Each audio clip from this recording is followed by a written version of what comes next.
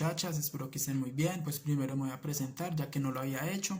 Mi nombre es Cristian Agudelo, soy estudiante de la Universidad Tecnológica de Pereira, de la licenciatura en Etnoeducación y Desarrollo Comunitario.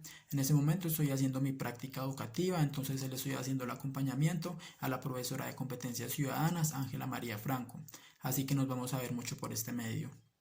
En este video vamos a ver un tema del cual todos hemos escuchado alguna vez, que es el de los derechos humanos, pero lo vamos a ver de una forma histórica, es decir, que vamos a ver la evolución de los derechos humanos a través de la historia.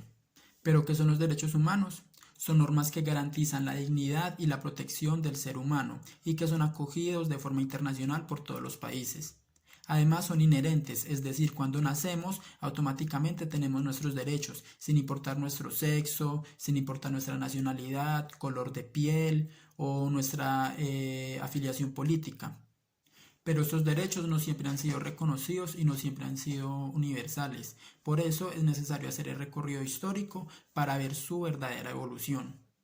Nos tenemos que ir hasta el año 539 a.C., cuando las tropas de Ciro el Grande conquistaron Babilonia, en la actual Irak. Ciro liberó a todos los esclavos, también estableció que todos los hombres eran libres de escoger su religión y también declaró la igualdad racial. Después de eso, diferentes civilizaciones en la India, también la Grecia y la romana, declararon diferentes derechos como ley natural.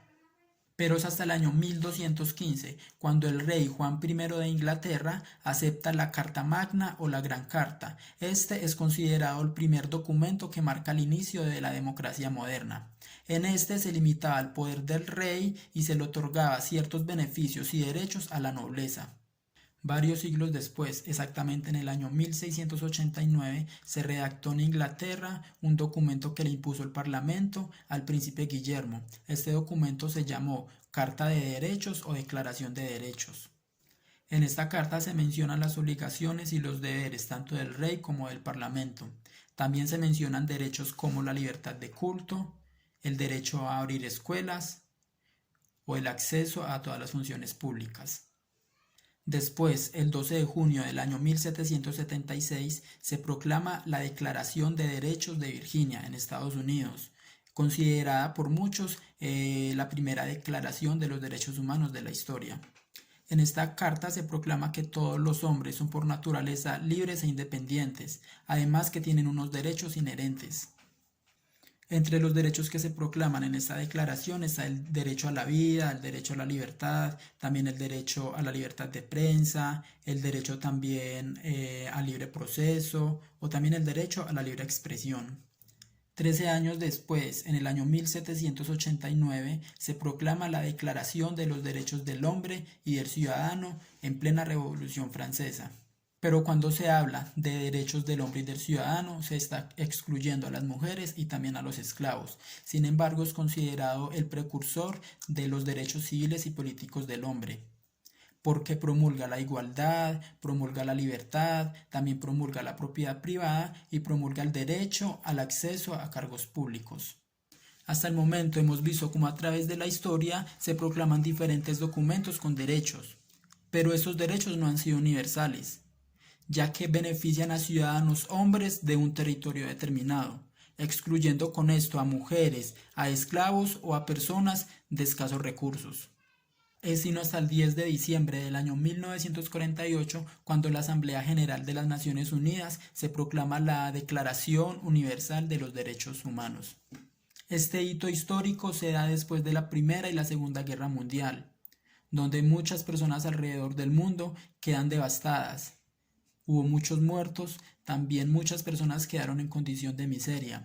Por eso, para salvaguardar la dignidad de las personas y mejorar sus condiciones de vida, se hizo esta declaración, donde todos los gobiernos que la firmaran estaban en la obligación de cumplir todos sus derechos. Además, se le otorga el carácter de universal porque esta declaración tiene en cuenta a todas las personas del mundo, sin importar su sexo, sin importar su orientación sexual o su religión, su color de piel, su nacionalidad o su trabajo. En esta declaración se reconocen los derechos de primera y de segunda generación. Los derechos de primera generación también se conocen como derechos políticos y civiles. y en ello se busca limitar la acción del poder y también garantizar la participación política de todos los ciudadanos. Entre los derechos civiles está el derecho a la libertad, el derecho a la vida, el derecho a la seguridad y el derecho a la propiedad privada. Y entre los derechos políticos está el derecho al voto, el derecho a la asociación y el derecho a la huelga. Los derechos de segunda generación también se conocen como derechos económicos y sociales, y ellos buscan garantizar la vida digna de todos y de todas. Entre los derechos que promulga está el derecho a la salud, el derecho a la educación, el derecho al trabajo y el derecho a una vivienda digna. Después de la Declaración Universal de los Derechos en 1948, se han ido consolidando los derechos de tercera generación, también llamados derechos de la justicia, la paz y la solidaridad.